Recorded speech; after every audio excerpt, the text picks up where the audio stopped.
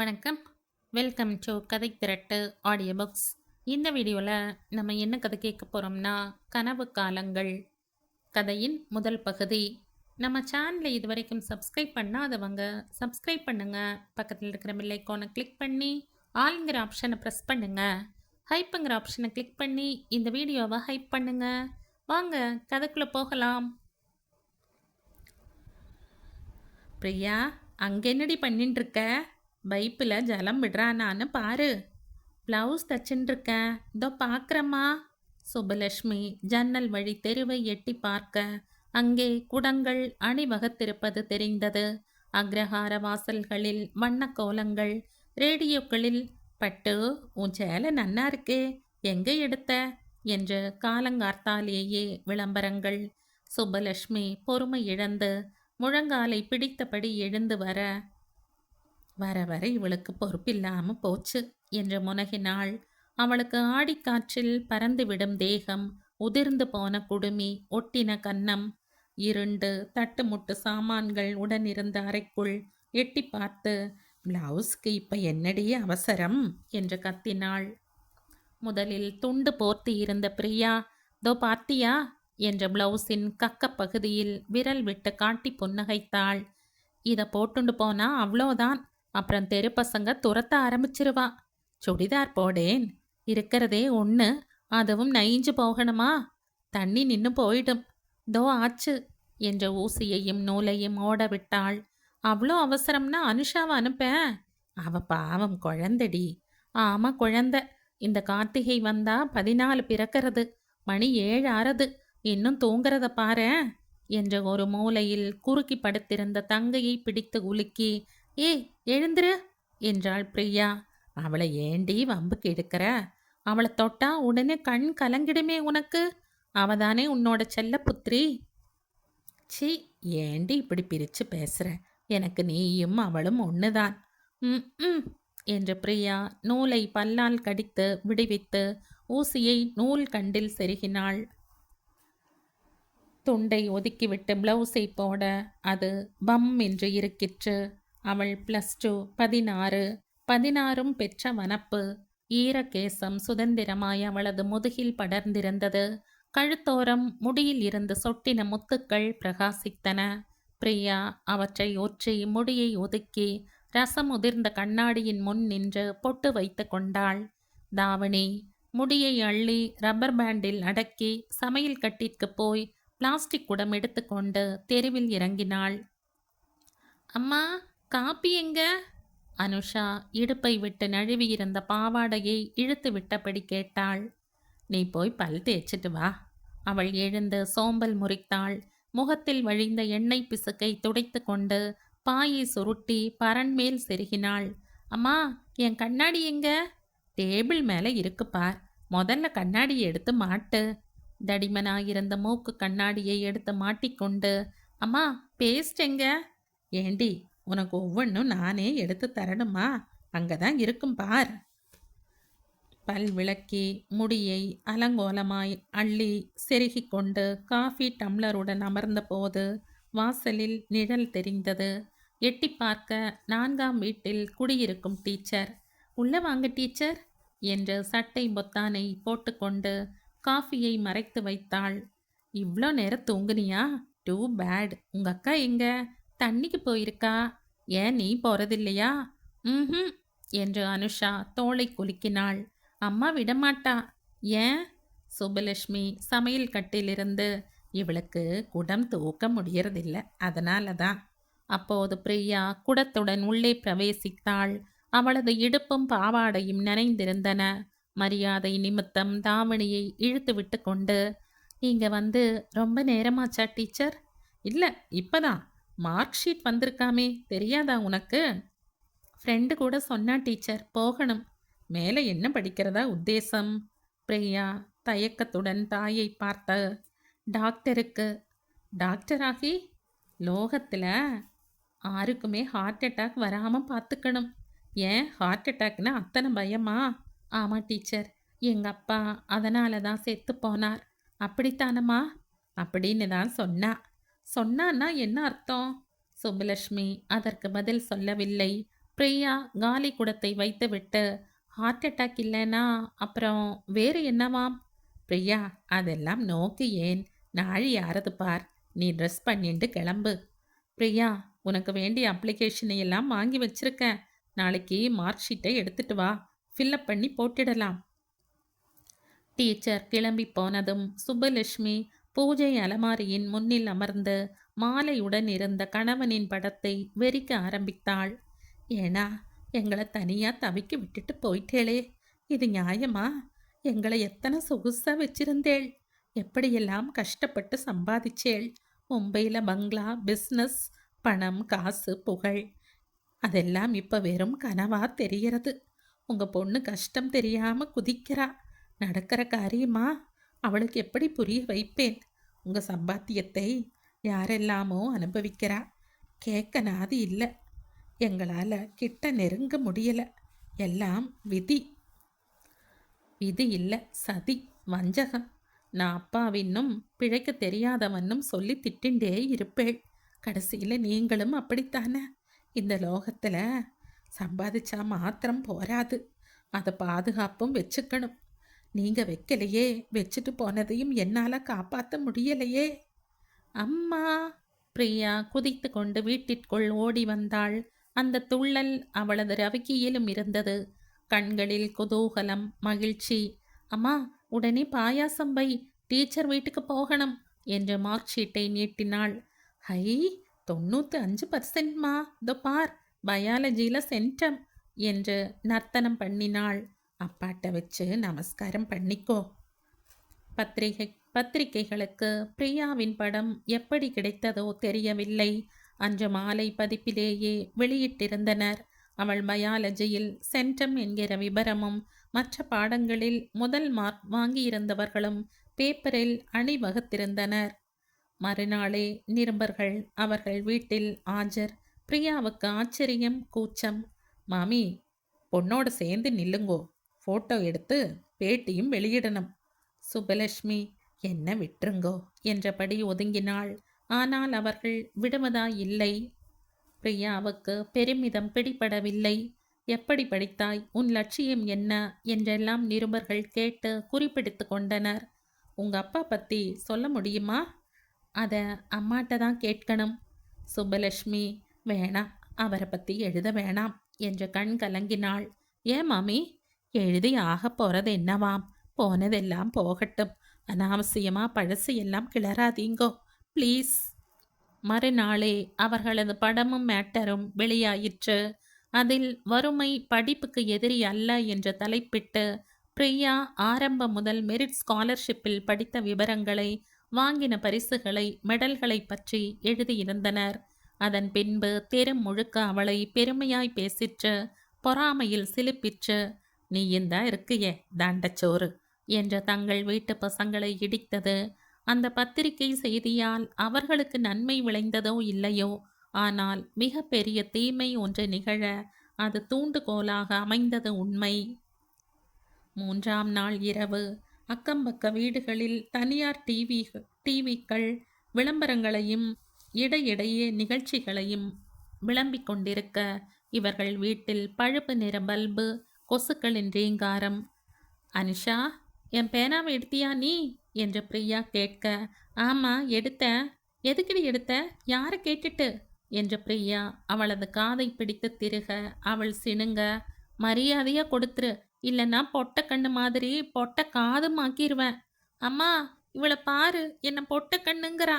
சனியங்களா, உங்கள் சண்டையை ஆரம்பிச்சிட்டீங்களா என்று சுப்பலட்சுமி ஸ்கேலை ஓங்கின போது வாசலில் அத்தை என்கிற குரல். அவள் எட்டி பார்த்து, ஆறு என்ற புருவத்தை உயர்த்தினாள்.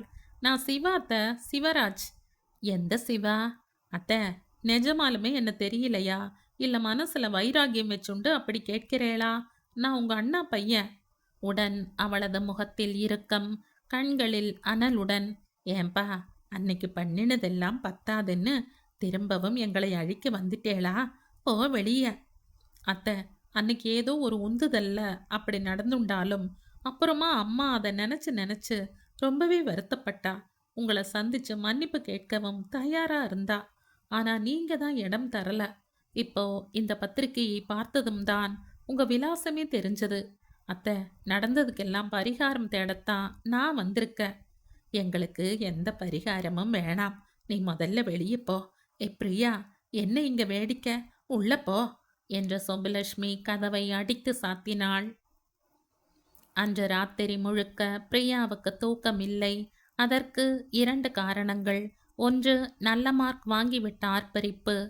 துக்கம் மட்டும் இல்லை, சந்தோஷம் அதிகமாகிவிட்டாலும் தூக்கம் பிரச்சனைதான். அடுத்தது அந்த சிவா. சாது சந்தினியான அம்மாவின் அந்த ஆவேசத்தை அவளால் புரிந்து கொள்ள முடியவில்லை. அந்த ஆவேசத்திற்கு காரணம் அறிந்தால்தான் தூக்கம் வரும் போல் இருந்தது. மெல்ல அவளிடம் போய், யாரும்மா அந்த சிவா? உனக்கு ஏன் அதெல்லாம்? அவனோட பேச்சை எடுக்காத என்ற சுப்பு எரிந்து விழுந்தாள். சரி, அவனை விட்டுடலாம். அப்பா விஷயத்த பேசலாம் இல்ல? அவரோட சாவுக்கு ஹார்ட் அட்டாக் காரணம் இல்லைன்னு சொன்னியே, அது நிஜமா? ஆமாம். அப்புறம் கொலை. வெளியே பனி படர்ந்திருந்தது. தெருவிளக்கில் ஈசல்கள் குவிந்திருந்தன. அதன் இறக்கைகள் தரையில் உதிர்ந்திருந்தன. அவற்றை பல்லிகள் பொறுக்கிக் கொண்டிருந்தன. வீட்டிற்குள் ஃபேனின் கடமுடா சப்தம். அந்த காற்றுக்கு டிமிக்கி கொடுக்கும் கொசுக்கள். அனுஷா பாயில் அலங்கோலமாய் கிடந்தாள். அவள் எது பற்றியும் கவலைப்படுவதில்லை. பிரியாவுக்கு அப்படி இருக்க முடியவில்லை. அம்மா எதை எதையோ மறைக்கிறாள். நான் என்ன சின்ன பிள்ளையா? என்னிடம் சொல்லக்கூடாதா? சொல்லி பாரத்தை இறக்கிக் கொள்ளக்கூடாதா? எல்லாத்தையும் இவளே ஏன் சுமக்கணும்? சுப்பலட்சுமி ஒரு கழித்து படுத்து விசும்பிக் கொண்டிருக்க, பிரியா அவளது தோளை பற்றி, அம்மா, அப்பாவை கொன்னது யார்? எதுக்காக கொன்னாங்க என்று உலுக்க ஆரம்பித்தாள். சுப்பு அதற்கு பதில் எதுவும் சொல்லவில்லை. சொல்ல விரும்புவதாகவும் தெரியவில்லை. அம்மா, நான் கேட்டனே.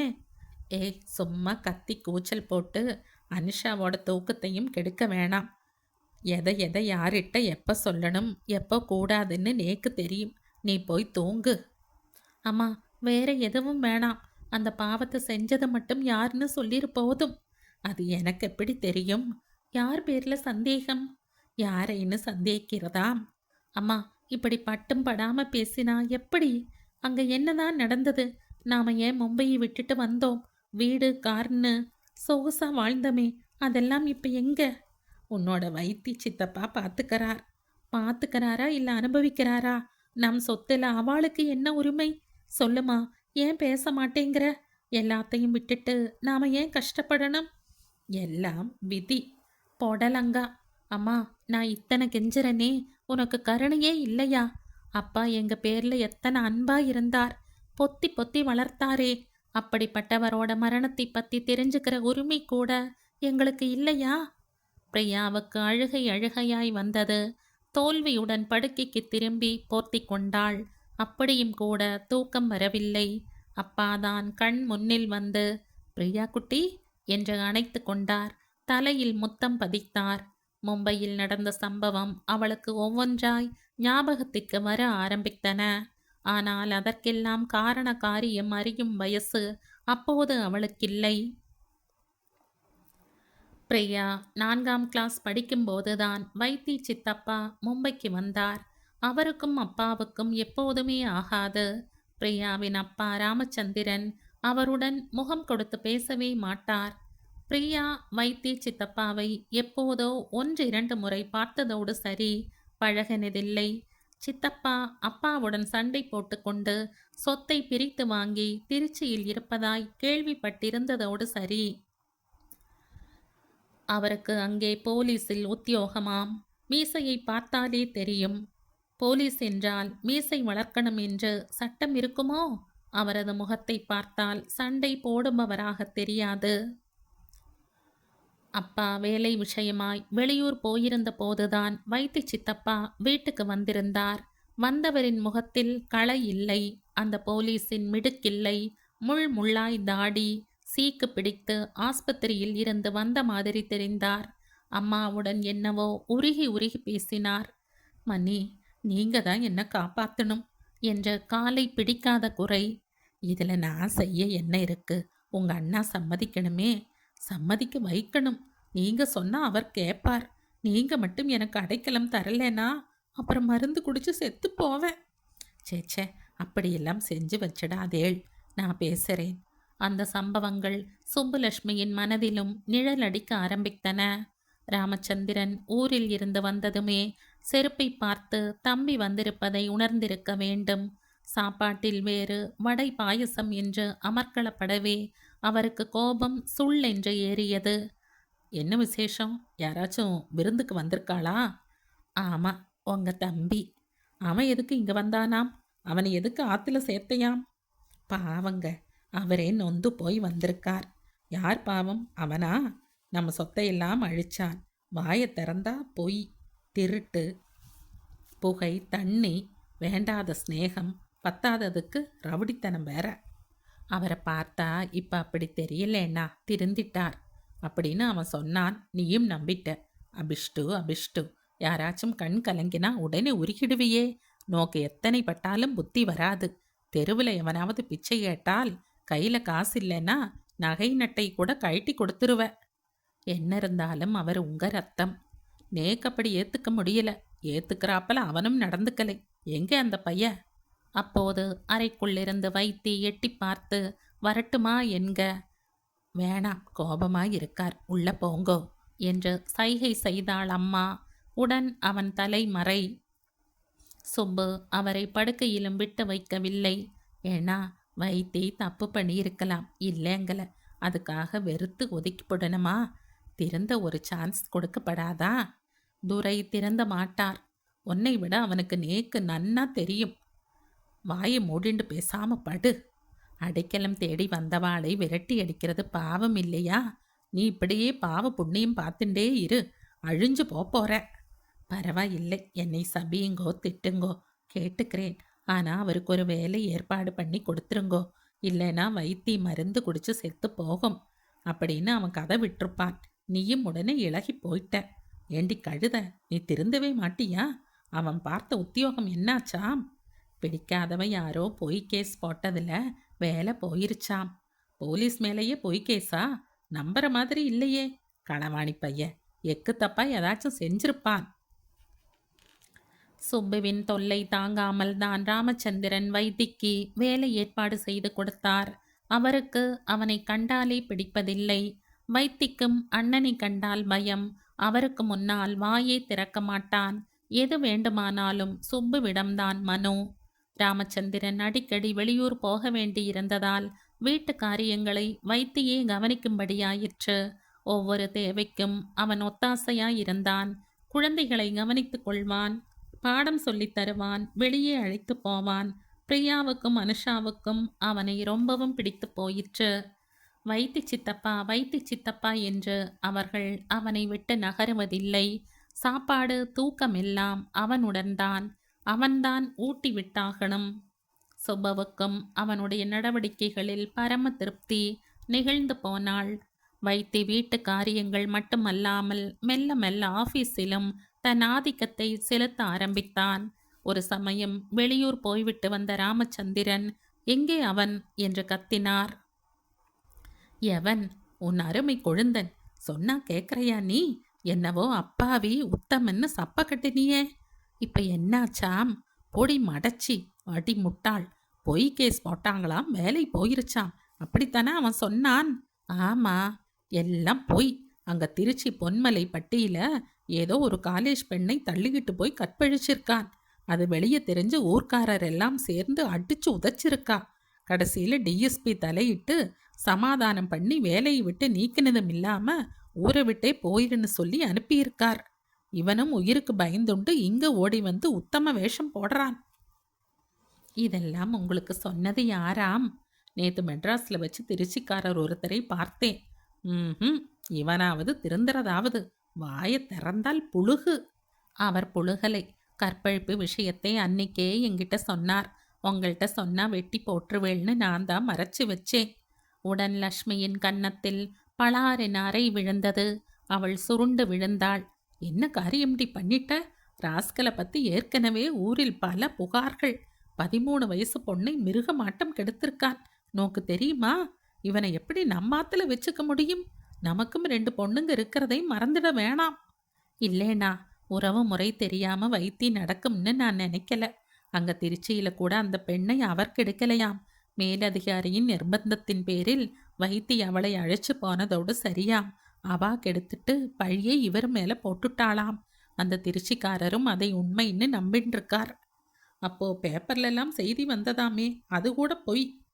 அதான் சொன்னனே, எல்லாம் சூழ்நிலை, சந்தர்ப்பம். மேலதிகாரி அப்படி நியூஸ் கொடுத்திருக்கலாம். தினம் தினம் பேப்பரில் எத்தனையோ செய்திகள் வருது, எத்தனையோ குற்றச்சாட்டுகள், ஊழல்கள். எல்லாமே உண்மைன்னு நம்பிடுறோமா? ஒருத்தர் ஒரு தரம் தப்பு செஞ்சிட்டால் அப்புறம் ஆயுசு பூரா அதே பார்வை. எனக்கு என்னவாம், உங்க தம்பியாச்சு நீங்களாச்சு, எப்படியோ போங்க. பழசையெல்லாம் மறந்து இப்ப புது மனுஷராய் வைத்தி உலா வந்துன்றிருக்கார். விசாரிச்சு பாருங்க. அலுவலகத்திலும் ரொம்ப பொறுப்போட நடந்துக்கிறார். நம்பிக்கை இல்லைன்னா நீங்களே அவரது நடவடிக்கைகளை ரகசியமாய் கவனிச்சு வாங்கோ. கவனிக்க ஆரம்பித்தார். வைத்தியிடம் எந்த கெட்ட பழக்கமும் அப்போது இருப்பதாக தெரியவில்லை. அவனுடைய உழைப்பும் நாணயமும் அவரை மிகவும் கவர்ந்தன.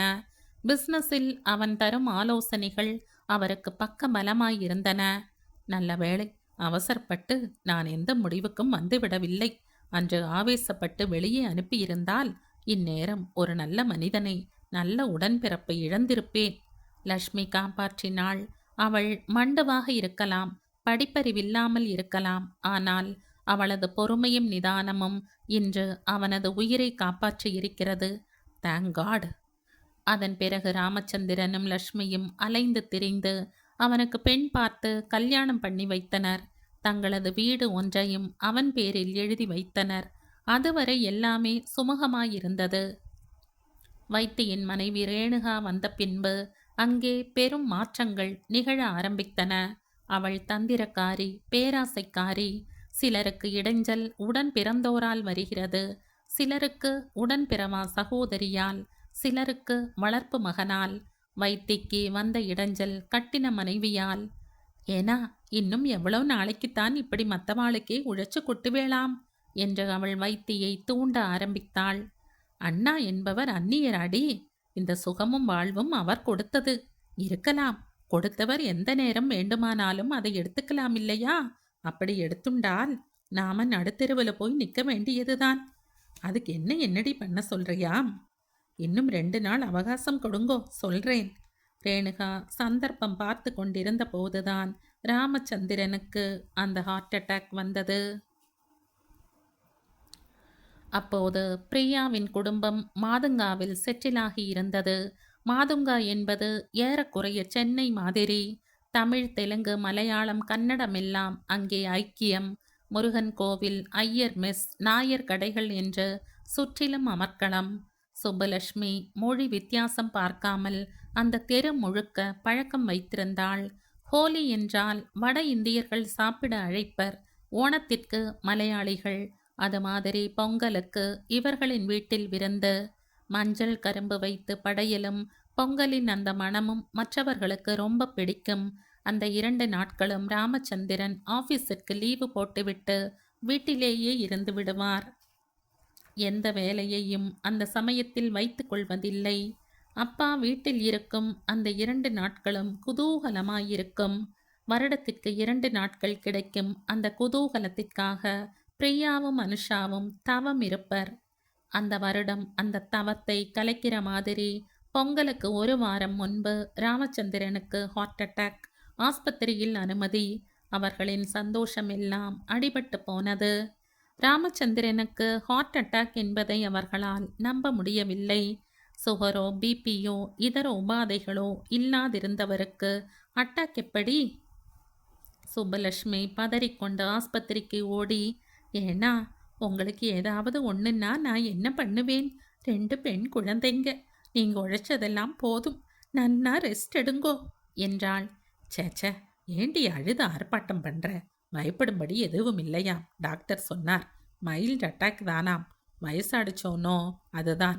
1 வாரம் ரெஸ்ட் எடுத்தா சரியா போயிடும். அப்போ பொங்கல் அதை நிறுத்த வேணாம். அக்கம் பக்கத்தாத்துல சொல்லி வழக்கம் போல விருந்து வச்சிடலாம். உங்களுக்கு முடியாம இருக்கிறச்சே விருந்து வேணுமாண்ணா? அசடு அசடு, அதான் நான் வந்துடுவேன்னு சொன்னேனே. வைத்தி என்ன பண்றான்? ஆஃபீஸுக்கும் ஆத்துக்குமா அலைஞ்சுன்றிருக்கா. உங்களுக்கு சாப்பாடு வைத்திட்ட அனுப்பு, நீ அலைய வேணாம்.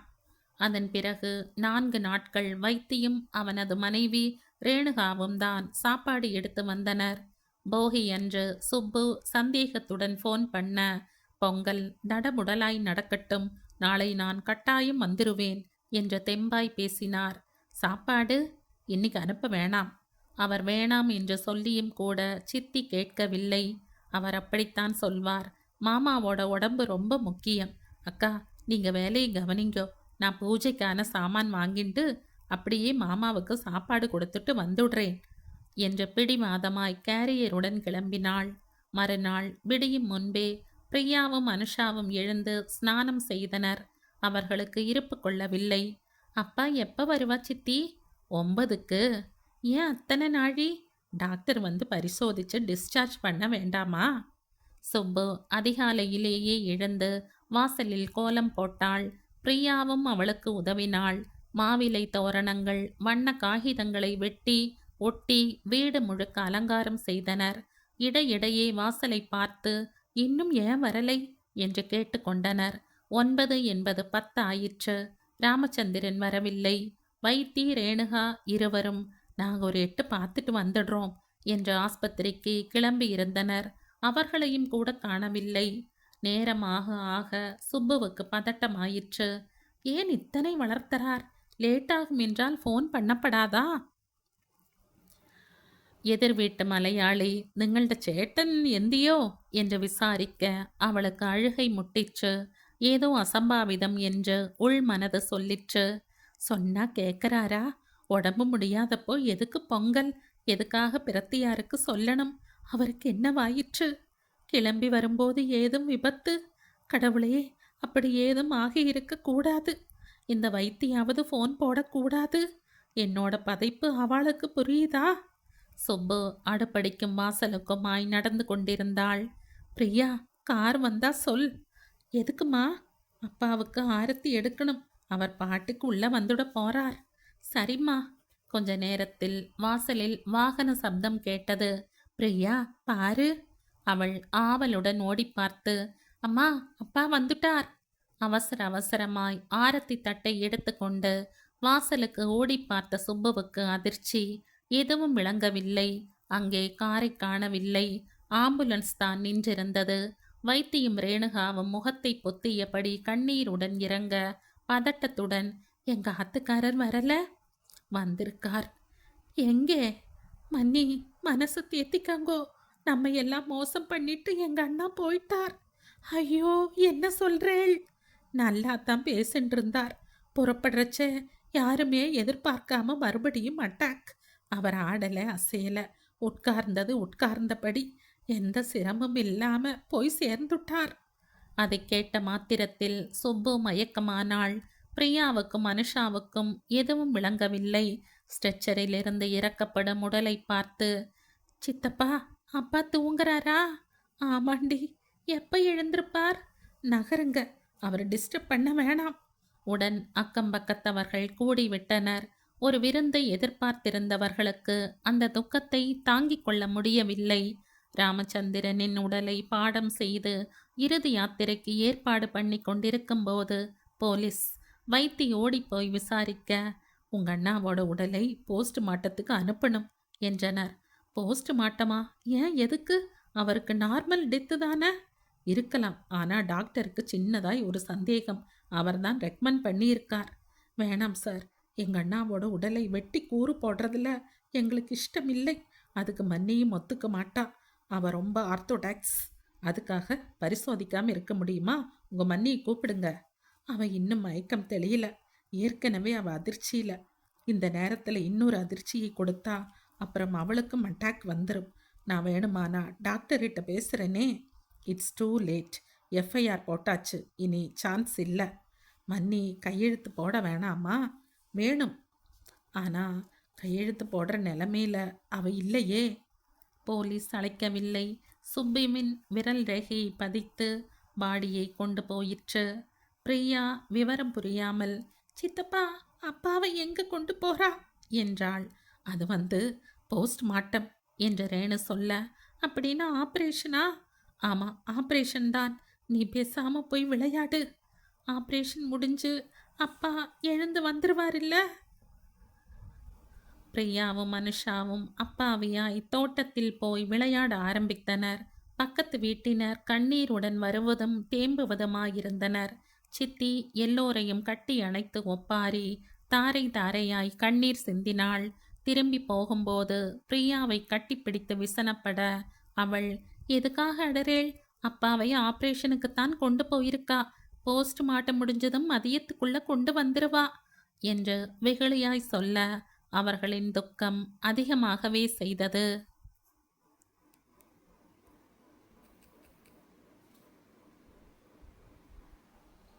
இந்த கதையின் தொடர்ச்சியை அடுத்த பதிவில் கேட்கலாம். நன்றி.